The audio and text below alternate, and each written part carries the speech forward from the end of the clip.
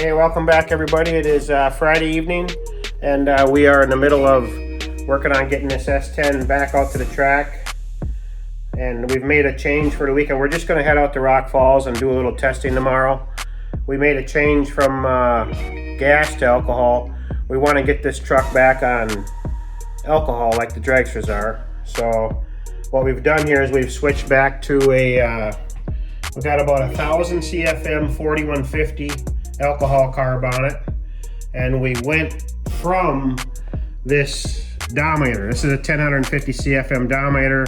What we're kind of thinking, you know, we're working with this problem with the truck of we have a severe RPM drop when the truck launches and after it shifts to 1-2 shift. So what we're thinking is, even though this engine is a very good horsepower engine, makes 825 horsepower, it's still only 427 cubic inches, and we just think that it doesn't have a good enough signal underneath the carburetor, underneath that big Dominator carburetor, to keep that carburetor excited. So, and we think that might be some of our problem of when the truck leaves the line, it just can't keep building RPM as fast as it should build RPM. So kind of where our mind's going with it is we're kind of looking for it. The truck's about 2 or 3 tenths of a second slower than it should be in the 8th mile. We're running 630, 640, and realistically this truck should run 605, 610 is what we're hoping for. So kind of thinking in the old days, guys used to talk about airspeed, you know, keep the velocity up in the carburetor, keep it pulling strong on the booster. And kind of what we're thinking is we're thinking this big 1050 Dominator on that little 427 engine, even though it makes a great horsepower number on the dyno when you dyno the engine, we're just kind of thinking that it's really holding the truck back, because this truck weighs 3,300 pounds. It weighs 3,300 pounds with dad in it and 100 pounds of ballast in the back. And when it leaves the line, after the trans brake releases, it just falls in a hole. Well, you can see it right here on this graph. I'll kind of show you this graph. I hope you guys can see it pretty good. But right here, when the truck leaves a line, right back here, we're at our 4,800 on the rev limiter, and when it leaves a line, it goes on up and it stays at, it gets to about 6,000 RPMs, or you can see it, and it just flatlines right there. And right there, it actually goes, I'm going to move this cursor over, it actually falls back RPM. If I move the blue line over here and you look up here in the corner, see it's at 5,900 RPMs there in the corner, right up here. So the truck left at 4,800, it's kind of spiked up a little bit to 61, and then it falls down to 5,900 actually. And it just stays there. Look at how long it stays there, and it slowly climbs. Now our RPM shift is at 7,500, and it just slowly, here we are, we're 2 seconds into the run, and we're only at 6,700 RPMs. It just takes forever to get on out, and then it gets on out here to our shift point, which is 7,500, because the motor peaks at horsepower at 73, so we want to shift it at 75. So here we're at 7,500 already, 2.5 seconds into the run. And then once it shifts, look what it does. It just falls right back down. It falls right down right there. Falls right on back down to 6,200 from 7,500. And that's what we're thinking. Maybe this carburetor is just plain too big. It's just too big, and the engine can't keep the damn thing excited. So obviously we still think we might have a little converter problem. Torque converter problem might be a little tight. Or maybe rear gear. We got a 514 rear gear in this thing. We might, maybe after this weekend, we might make a gear change in it too. So we'll see. If we have a 514 in there now, maybe we'd go like to a 557 or a 560, something along them lines to help the engine RPM. So that's kind of where we're at. We've made that alcohol switch for the weekend and smaller carburetor to help the airspeed. And we're going to go out tomorrow and make some test passes with it and see what it does. So we will make the passes, record some stuff, and then we'll show you guys the results. Thanks a lot, you guys.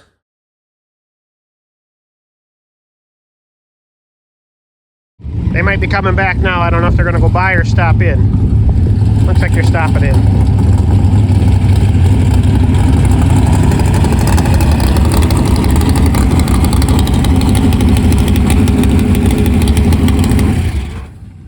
Got heat now? Got heat now, 155. Awesome. And how's the fumes in there? Are they pretty well good? Pretty well good. Okay. You're not getting a bunch of them or nothing? No, nothing. Okay, good. Perfectly fine. Okay. You're 100% right on it. Windows being down. Yep.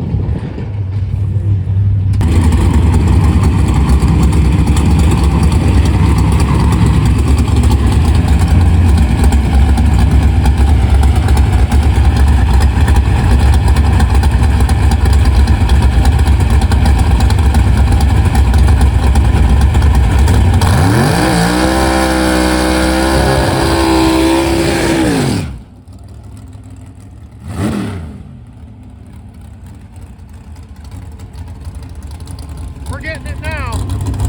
We got 5,200 on the two-step on this pass. 5,200. See what she does.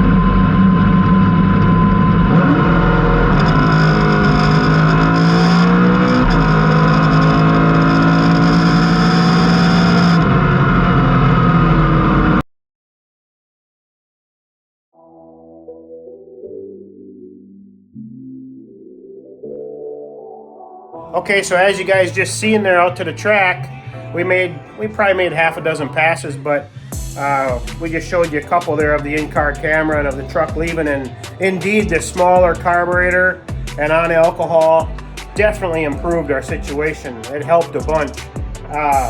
Previous best on the truck was like a 633, and we went out there yesterday, and off the trailer it went a 622. And then we ended the day with a couple of shock adjustment changes and stuff like that. We ended up with a couple of 617s back to back, 617, 617, and we're real happy with that. 617 at 110 miles an hour.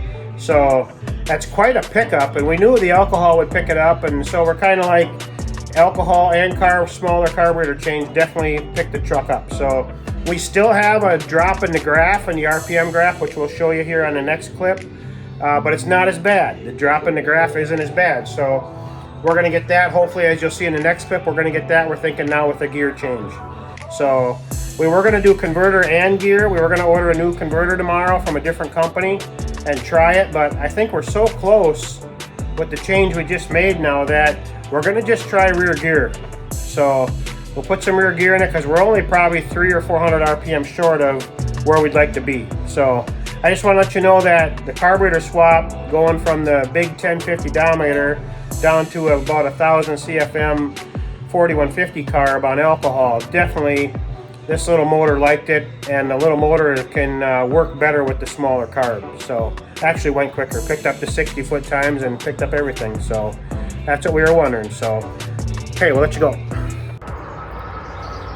Hey guys, it's Sunday around 4 o'clock. About to go see what the guys are up to in the garage. So let's check it out.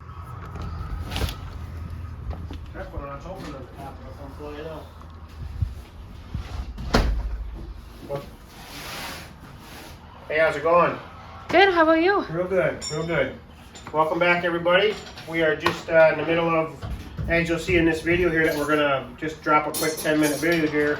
You're going to see we're in the middle of changing ring and pinions in the S10 right now. So we took the truck out to the track yesterday, out to Rock Falls, and made some test passes with it. And everything ran great, but we are struggling a little bit with, we have a pretty drastic RPM drop when the truck leaves the line.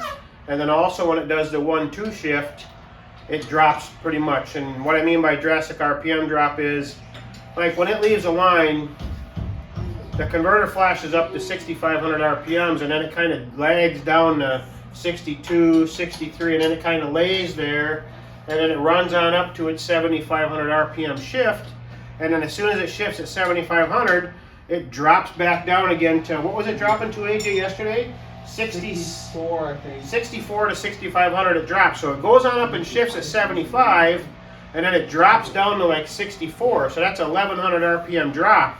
And that's probably 300 or 400 more RPM drop than we would like, because it's kind of falls into a hole a little bit. Well, for example, like with the dragsters, they shift at 7,200 and they only drop back to like 6,800. So there's only a 400 RPM drop there. You keep covering ground. So the truck is dropping 1,100 RPM if you shift at 75, and then it drops down to 64. That's 1,100 RPM drop, and when it drops down to 64, of course, it drops out of the horsepower range where the motor's making its power. You know, I kind of always compare it to like a two-stroke dirt bike. You know, you got to keep the RPMs up and you got to keep shifting. So what we're going to do this week is we're going to change the ring and pinion. We got a 514 ratio in there now, so we're going to put like a 557, I believe, is the about two or three steps up on gear. So we'll go to a 557. That'll turn a little more RPM, not much, but it'll help us with the drop. If you come over here and look at the laptop, I'll show you this graph. Come on over here and look at the laptop. Vanessa, you can kind of zoom in on that get a nice shot of that laptop, and you'll see here, like, come on in a little closer with it. You'll see, like, here's where we leave the line. This is 4,800 RPM on the rev limiter, and as soon as Dad drops a button, the RPMs flash up here. Hang on, let me get my glasses. You'll see where the RPMs flash on up here to right around 6,400 RPM. I'll bring my arrow back here. I'll drag this arrow back, drag this line back, if we can do this relatively simple, hopefully. Right here now, and upper right hand corner flash up here, Vanessa, you'll see where the RPM is up here. See that? So when the truck leaves, it flashes up to 65, and then right when it leaves, as this line's coming across, it actually stays there, it holds pretty good, and then it drops down to 65, and I believe it actually gets down into the 64, right there, see 6,400, it's getting down there, it actually goes into 6,300, so, and right now, if you look down here, Vanessa, you see that that's almost 1 second into the run, we're actually losing RPM, 1 second into the run, so, and then it slowly, as it gets here, it starts to climb now. And it starts coming back up. It's coming back up. And you look at the RPM up here, it's back up to 6,400. And then it's coming on up. Here it comes. Now we're up to 6,800 up here. And then up it's going. It's heading towards our 7,500 RPM shift is what it's working on climbing to. And right here it hits, right up here you'll see the 7,500 RPM shift. And that's 2.84 seconds into the run. It hits the shift. And then as soon as it hits the shift, what's it do? It drops back down again, and look how far back down it drops right there. See that? It says 6,400 RPM it drops down to. And then so it actually kind of falls in a hole when it leaves, and then it slowly climbs up, hits the shift good, and then it drops down, falls in a hole again, and then it heads for the finish line. And the finish line, of course, will be over here. Come on down here, Vanessa, you'll see where the timer is. And yesterday we went 6:18 with the truck in the 8th mile. So if I run this to 6, right there, 6:16, that's close enough. Here we're at the finish line over here, and you look up here at the RPM. So we're only hitting 6,900 at the finish line. And this engine is about a 7,300 RPM engine, so we're short on engine RPM at the finish line too. So that's what we're kind of trying to resolve a little bit. Right now, it's good enough to race. I mean, it repeats, it runs good. If we didn't have that computer on board, like we got nowadays, shit, back in the old days when Dad and I raced, we never had this computer with laptops, so we never knew what they were doing. Where now, we got all this nice stuff on here so we can actually see exactly what the truck's doing.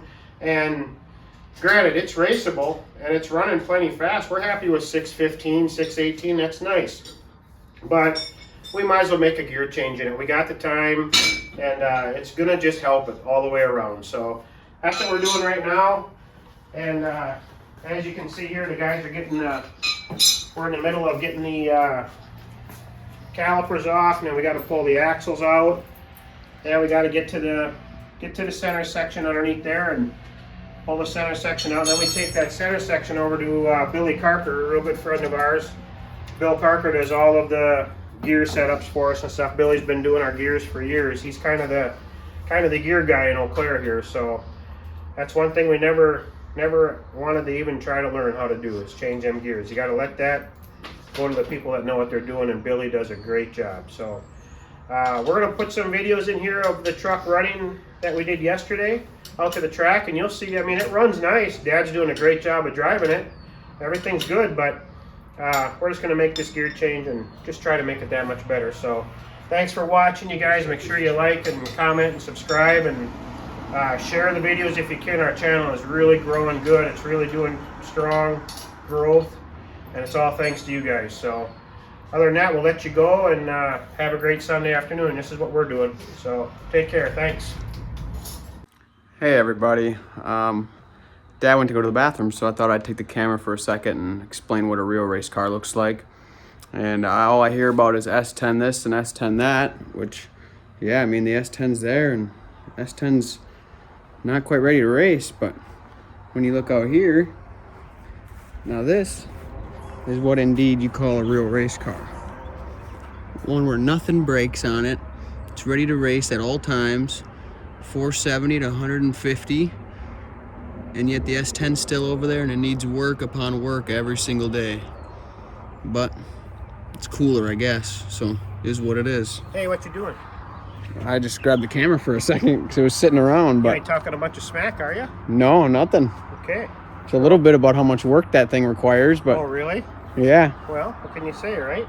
yeah. Hey, as long as I got you guys here too, I want to let you know, that's pretty good right there, yeah. Let you know just how important it is that everybody subscribes to our channel. You know, this thing's really growing good. But one thing, you know, you guys got to remember is it don't cost anything to subscribe to the channel. I mean, you know, right away we hear the word subscribe and we think, you know, because we're older, we think magazine subscriptions or whatever it is. It's free. Just got to join YouTube. It don't cost anything. And subscribe to our channel. That's what helps this thing grow. So far, I mean, we're pushing 400 subscribers, which is awesome. But we always need more, of course, and we really appreciate everybody's help and dedication to our channel. So subscribe if you will. Just take the minute and subscribe. Sign up to YouTube. Don't really take that much work. And then subscribe, and then you can leave us comments. You can hit the old bell button and let you know when we drop another video. And basically that's it. You know, share it with your friends too. If you can share the videos, share them with your friends. And boy, when you share, it can reach a bigger audience then. So please, if you would, you know, take the extra time, because believe it or not, for us, it's really thrilling to watch our subscriber count keep going up, and to watch the views of the movies and stuff and the videos go up. To us, that's you know, not only bringing you guys the information and showing you what we do, but the reward for us, if there is a reward, which there is seeing our subscribers go up. We're trying to get to 1,000. If you can imagine, we got to hit 1,000 subscribers in order for YouTube to start to like us. And we're pushing 400 right now, which is awesome. But man, subscribe if you would. Right now, our stats on YouTube say 77% of our viewers are not subscribed. 77%. That's almost 80% of people are just watching, and they ain't taking the extra minute to help us out and hit the subscribe button. So, I mean, come on, please, we're begging you, subscribe to our channel. What's it hurt? Appreciate all you guys that have subscribed and leave comments and stuff. It's great, but we need more, of course. Obviously, you know, we're never happy. So, okay, we're gonna let you guys go. Have a great day. See ya.